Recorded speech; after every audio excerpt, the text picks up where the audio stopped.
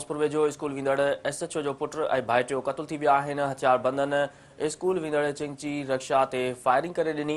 नतीजे में एसएचओ जो 12 सालनि जो पुट मुज़म्मिल पंवर ऐं भाइटियो गुल हसन क़तल थी विया। अवां खे आगाह करे रहिया आहियूं अहम ख़बर जे हवाले सां त ग़ौसपुर वेझो स्कूल वेंदड़ एसएचओ जो पुट ऐं भाइटियो क़तल थी विया आहिनि। हथियार बंदनि स्कूल वेंदड़ चिंची रक्षा ते फायरिंग करे ॾिनी। नतीजे में एसएचओ जो 12 सालनि जो पुट मुज़म्मिल पंवर ऐं भाइटियो गुल हसन क़तल थी विया। हीअ अहम ख़बर आहे जेका अवां सां शेयर करे रहिया आहियूं त ग़ौसपुर वेझो स्कूल वेंदड़ एसएचओ जो पुट ऐं भाइटियो क़तल थी विया आहिनि। हथियार बंदनि स्कूल वेंदड़ चिंची रक्षा ते फायरिंग करे ॾिनी।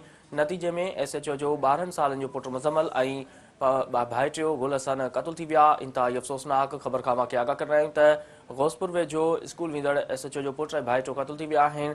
हथियार बंदनि स्कूल वेंदड़ चिंची रक्षा ते फायरिंग करे ॾिनी। नतीजे में एसएचओ जो 12 सालनि जो पुट मुज़म्मिल पंवर ऐं भाइटियो गुल हसन क़तल थी विया। अवां खे आगाह करे रहिया आहियूं इन इंतहाई अफ़सोसनाक ख़बर जे हवाले सां त ग़ौसपुर वेझो स्कूल वेंदड़ एसएचओ जो पुट ऐं भाइटियो क़तल थी विया। हथियार बंदनि स्कूल वेंदड़ चिंची रक्षा ते फायरिंग करे ॾिनी। नतीजे में एसएचओ जो 12 सालनि जो पुट मुज़म्मिल पंवर ऐं भाइटियो गुल हसन क़तल थी विया।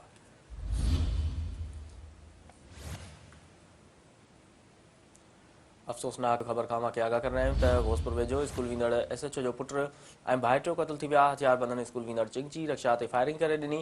नतीजे में एसएचओ जो 12 सालनि जो पुट मुज़म्मिल पंवर ऐं भाइटियो गुल हसन क़तल थी विया।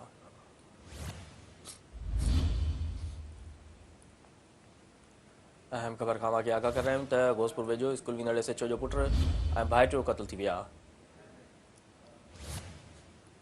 हथियार बंदनि स्कूल वेंदड़ चिंची रक्षा ते फायरिंग करे ॾिनी। नतीजे में एसएचओ जो 12 सालनि जो पुट मुज़म्मिल पंवर ऐं भाइटियो गुल हसन क़तल थी विया।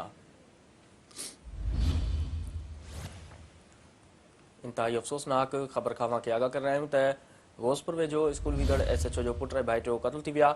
हथियार बंदनि स्कूल वेंदड़ चिंची रक्षा ते फायरिंग करे ॾिनी। नतीजे में एसएचओ जो 12 सालनि जो पुट मुज़म्मिल पंवर ऐं भाइटियो गुल हसन क़तल थी विया।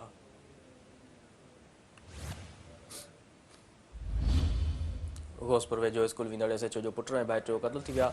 वधीक तफ़सील मालूम कंदासीं। टेलीफोन ते मौजूदु आहे ग़ौसपुर खां सिंध टीवी न्यूज़ रिपोर्टर नाज़। जी नाज़, एसएचओ जो पुट ऐं भाइटियो क़तल थी विया आहिनि, बाबति आगाह कजो।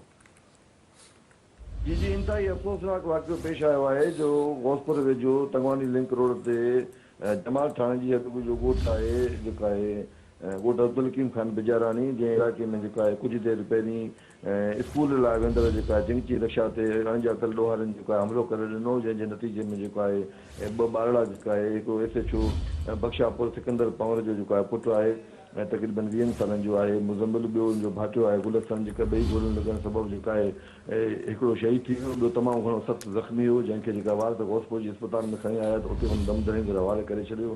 वाक़े जो कारण सही मालूम नथी थी आहे, पर इहे ज़रिया ॿुधनि था पिया त जेका आहे कुझु ॾोहारी गैंग जे तरफ़ां जेका आहे एसएचओ सिकंदर पंवर खे जेका आहे थ्रेट हुया, छो त जॾहिं जेके ज़िले कश्मीर में मुख़्तलिफ़ ॾोहारनि जे कारणनि जे ख़िलाफ़ जेके ड्रोन अटैक थियनि पिया, उन में जेको आहे ॾोहारी हिनखे थ्रेट ॾियनि पिया, जेको आहे उनजो नतीजो थी सघे थो, पर अञा सही तफ़सील जेका मालूम नथी थी आहे। पुलिस जी मुख़्तलिफ़ जेका आहे थाणे जी जेका आहे एसएसपी कश्मीर जी तरफ़ां हुकूमत वाक़े वारे हंधि रवानी कई वई आहे ऐं इलाइक़े जी नाकाबंदी कई वई आहे, पर ज़रीन ॿुधायो आहे त ॾोहारी फ़रार थियण में कामयाबु थी विया आहिनि। जी ठीकु आहे।